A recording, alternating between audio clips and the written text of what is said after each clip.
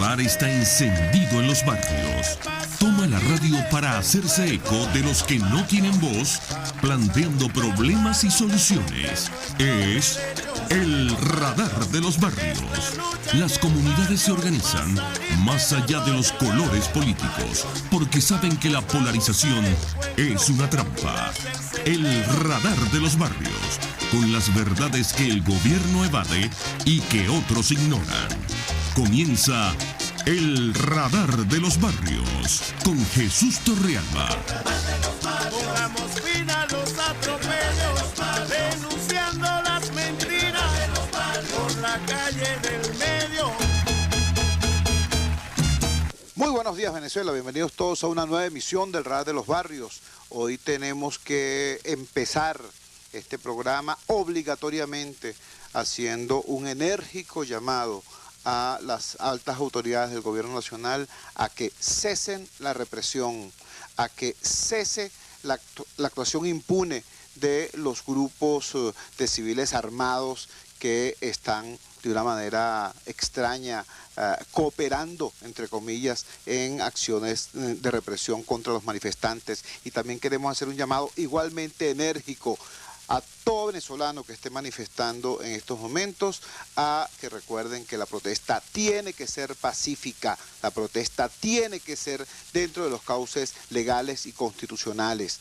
Es demasiado importante recordar que nadie puede prometer lo que no es, nadie puede ofrecer el cambio que no es, nadie puede pedir o exigir un país democrático, justo, si la conducta con la cual se hace esa exigencia es una conducta ilegal y violenta. Entonces, insistimos, esa doble exigencia al gobierno, cese a la represión y a que, en efecto, desarme a los grupos violentos y a los manifestantes a que recuerden que la protesta tiene que ser pacífica. Un ejemplo de esto, de esta situación, de esta necesidad nacional, es lo que ocurrió ayer en el estado Bolívar.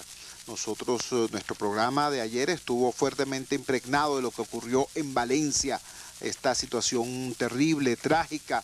Después que hicimos ayer el radar de los barrios, se supo que desgraciadamente Génesis Carmona, la joven estudiante que fue herida gravemente de un disparo en la cabeza en aquella hermosísima manifestación pacífica que hubo en la avenida Cedeño y que fue agredida por motorizados armados y violentos, obviamente. Bueno, Génesis Carmona no pudo seguir peleando por su vida y falleció. Eso ocurrió después que terminó nuestro programa en el día de ayer, que estuvo, como dije ya antes, fuertemente impregnado por lo que ocurrió en Carabobo. Pero resulta que mientras estábamos hablando de Carabobo, lo que estaba ocurriendo en Puerto Ordaz era tan o más grave que ello. Vivimos un tiempo delicado, un tiempo de extrema polarización y de mucha censura y autocensura. Hoy tenemos una situación curiosa, diríamos que es un problema hidrológico. Tenemos dos ríos contradiciéndose, ¿no? El Orinoco y el Caroní. El Correo del Orinoco, en primera plana, dice que hubo 9 heridos por emboscada contra una concentración oficialista. El Correo del Caroní lo plantea de otra forma. Su gran titular de apertura dice: choques entre estudiantes y oficialistas dejan espiral de violencia en Puerto Ordaz. La información nos dice que el paso de una marcha en apoyo al presidente Maduro muy cerca de las barricadas opositoras y el intento de algunos simpatizantes del gobierno de acabar con la protesta de los jóvenes fueron los detonantes del enfrentamiento. Entonces, bueno, tenemos dos visiones y dos titulares, dos informaciones claramente contrapuestas. Vamos a recurrir al testimonio de una persona que está en el lugar de los acontecimientos, que es un profundo conocedor de la situación de Guayana, que es el periodista Damián Prat. Damián, bienvenido a tu casa, el Radar de los Barrios. Comparte con nuestra audiencia qué fue lo que tú viviste, qué es lo que ha vivido Guayana, qué fue lo que en realidad pasó y cuál es su saldo al día de hoy. Bienvenido. Aló. Caramba, tenemos un problema en la conexión con Puerto Ordaz. Vamos a tratar de restablecerla de inmediato. Repito, vamos a conversar con Damián Prat, quien es columnista y tiene un programa de radio allá que se llama Público y Confidencial en Radio Fe y Alegría. Como les indicaba, hay dos versiones contrapuestas. Correo del Orinoco nos habla de un ataque a una concentración oficialista, y Correo del Caroní nos habla de que el gobierno convocó una marcha cuyo trayecto pasaba muy cerca de las protestas de los estudiantes, y algunos simpatizantes del gobierno intentaron acabar con la protesta de los jóvenes, lo cual detonó este enfrentamiento. Vamos a ver si tenemos ya en línea a Damián Prat. ¿Aló? Sí, Jesús, Damián, ¿cómo estás? escuchamos. Buenos días. ¿Cómo estás, Chugo? ¿Cómo te va? ¿Cómo están todos los oyentes del Radar de los Barrios? Qué bueno estar de nuevo en contacto con ustedes. Cuéntanos, Damián, ¿qué fue lo que pasó ayer en Puerto Ordaz? Vemos estas dos versiones contrapuestas en la primera plana de Correo del Orinoco y en la del Correo del Caroní. ¿Qué fue lo que pasó de verdad allá? Bueno, mira, en realidad, tú sabes, era creo que el 7º u 8º día, ahora le perdí la cuenta, de las protestas de los jóvenes estudiantes, que ya se habían convertido en protestas de los vecinos, porque luego de la represión de la madrugada del domingo y la mañana del domingo, que fueron 5 horas, lo que logró el gobierno en ese momento fue sumar más gente a la protesta, y los vecinos empezaron a apoyar activamente a los muchachos, ¿no?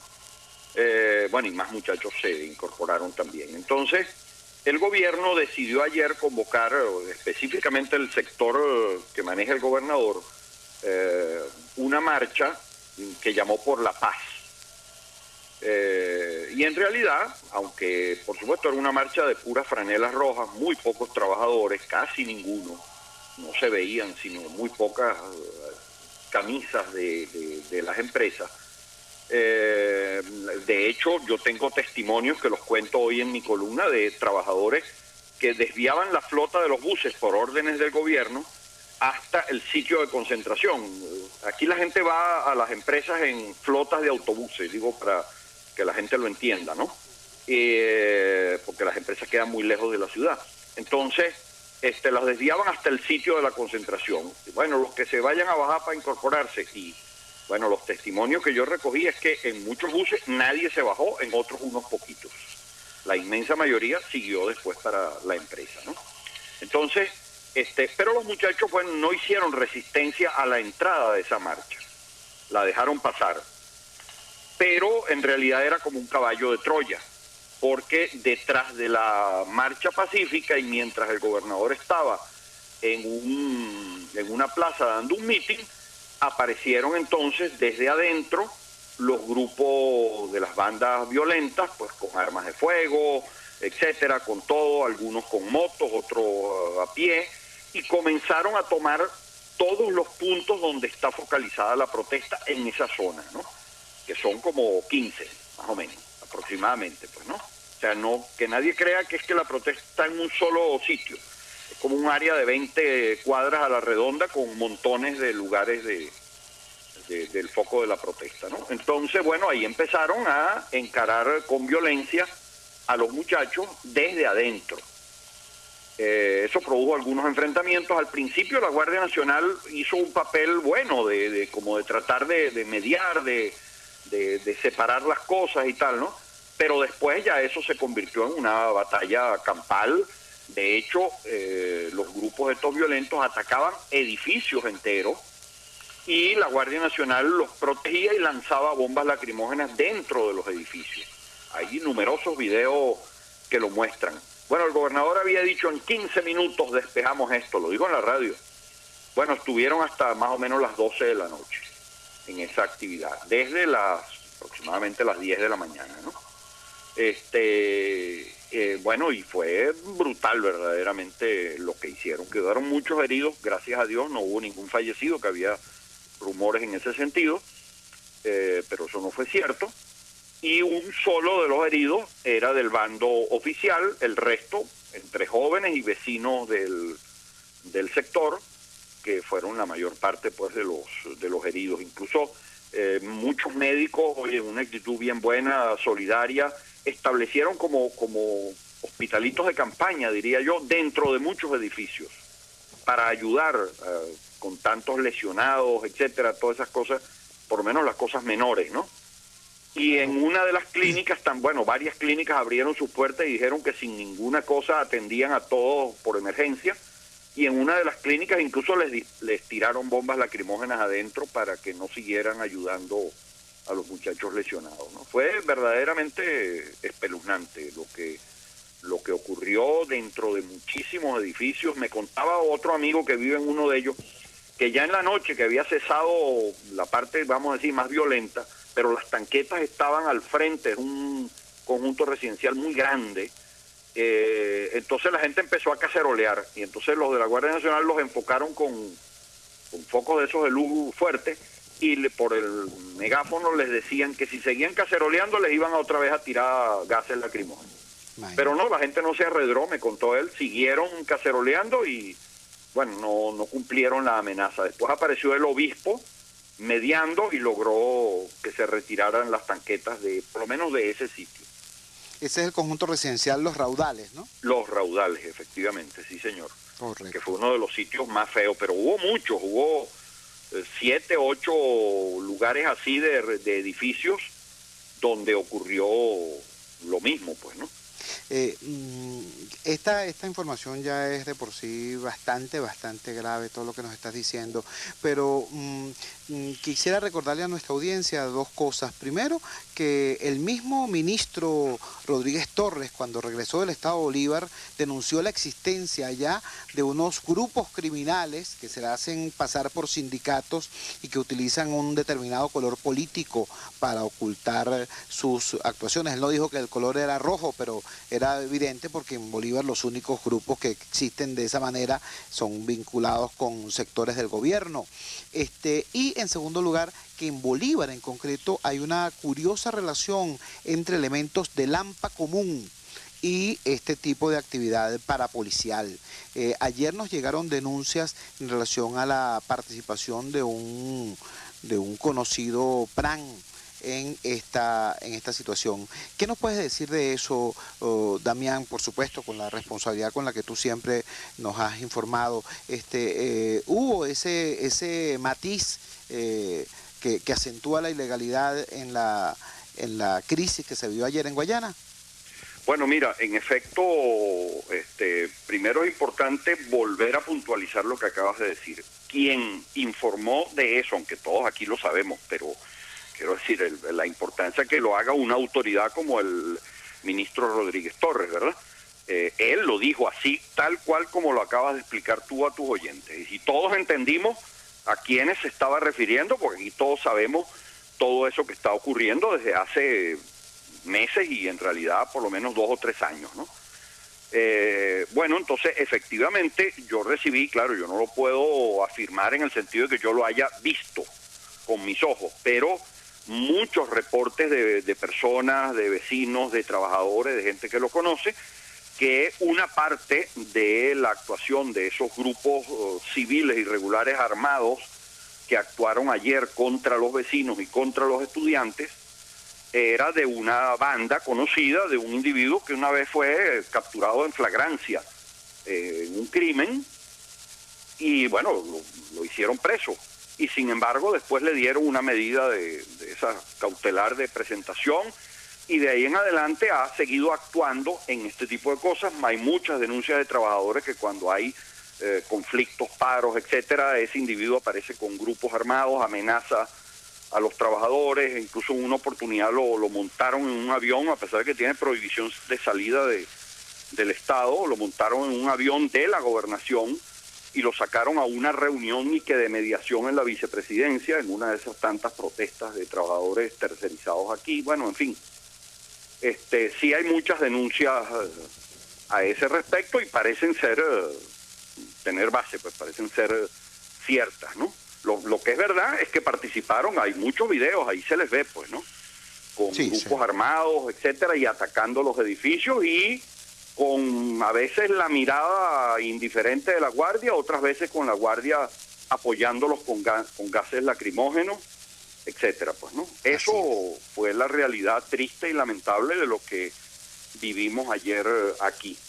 Ahora, esa marcha que fue anunciada y que ayer en cadena el señor Maduro decía que los trabajadores, a mí me causaba gracia porque decía, cónchole, ahora los llama mis hermanos trabajadores. Hace 3 meses, cuando se refería en cadena nacional a los trabajadores de Sidor, los llamaba parásitos, anarcosindicalistas y no sé qué, y los trataba de criminalizar y decía que ellos estaban haciendo su huelga, era pagados por la Embajada de los Estados Unidos, imagínense ustedes. Bueno, ahora los llama mis hermanos trabajadores, ¿no? En fin, pero no, muy pocos trabajadores participaron. Para hoy están anunciando otra. Los reportes que yo he recibido es, por ejemplo, de Alcázar, concretamente, aparecieron 2 autobuses con desempleados esta mañana temprano, y les prometieron a esos desempleados que los iban a meter en nómina, les pusieron camisas de Alcázar y los mandaron para el sitio de la concentración. En Bausilún, los compañeros trabajadores de allí con quienes he hablado, les he preguntado, me dicen, aquí ni siquiera hubo un intento de llevar a nadie. Porque aquí lo que hay es un gran descontento con todas las violaciones que tiene el gobierno a los derechos laborales, incluso entre los chavistas hay muchísimo descontento, y ni siquiera vinieron a hacer un meeting, a montarse en el autobús y tal, ¿no?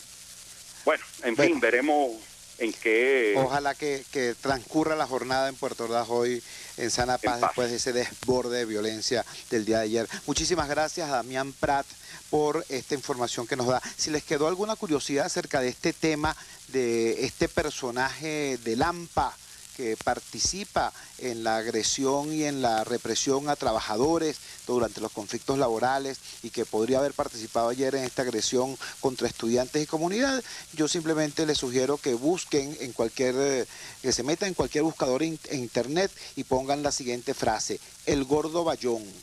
El gordo Bayón. Se van a sorprender con lo que van a ver. Vamos a nuestra primera pausa comercial y ya regresamos con muchísimo más del Radar de los Barrios. Usted escucha el Radar de los Barrios por RCR 750 AM.